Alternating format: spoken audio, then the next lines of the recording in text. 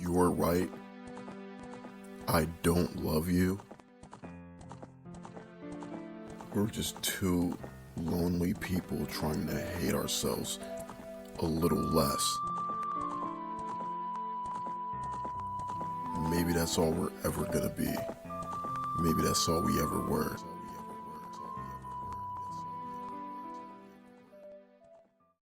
You ever hear shit like that? You don't. I know you don't. Because you've never seen Bojack Horseman, and that's what we're gonna... Back in the 90s, I was in a very famous... It is a story about a very sad man, horseman, who lives in a very chaotic, awesome life, but at the end of the day, he's still very sad. See, back in the 90s, he was on a very famous... and became rich and had a lot of money and sex and drugs and other things celebrities do in the 90s. But the 90s were 20 years ago. Your best friend you grew up with still hates you.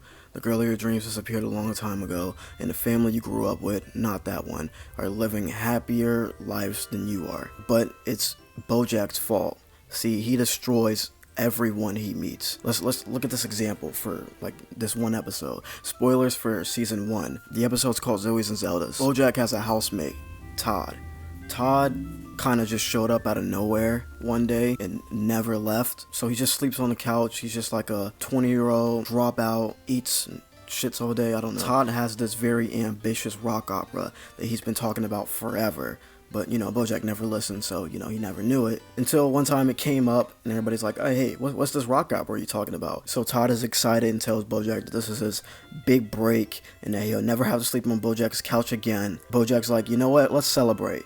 Let's go and get, I don't know, some beer or some shit from the 7-Eleven. And Todd just coincidentally finds this game in the 7-cent bin that ruined his life. And Todd told the story earlier in the episode that this game ruined his life, and that's how he ended up on Bojack's couch. They goes to 7-Eleven. Todd finds this game. Bojack's like, dude, don't get it. Didn't this game ruin your life? Please don't get it. Todd ends up getting it. Bojack's like, okay, look, you're not gonna play this until you finish Act 3. And Todd's just sitting there like, man,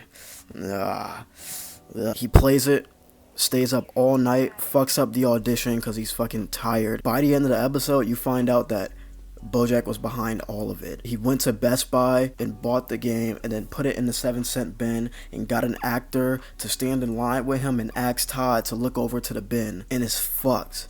It's fucked. And he does this throughout the entire 6 seasons. And it's crazy how he does this and then gets sad about doing it.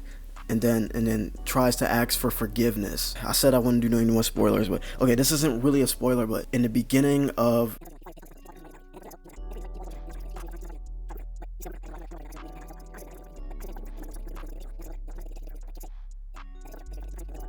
sometimes it's hard to even try to root for him, but you still root for him. I don't know why. It must be like I never watched Breaking Bad, but I assume the main character is a bad guy. Like he sells something.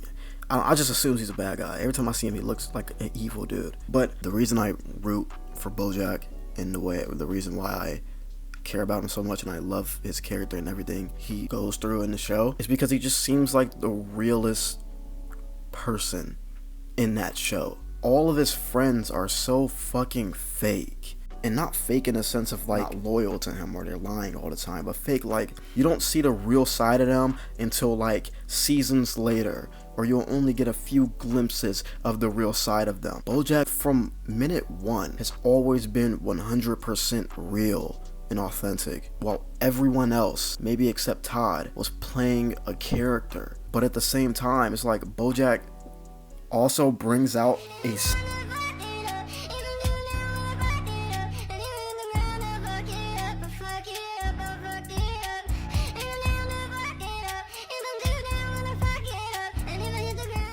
I don't think this is gonna, it's not cohesive. It's not gonna work.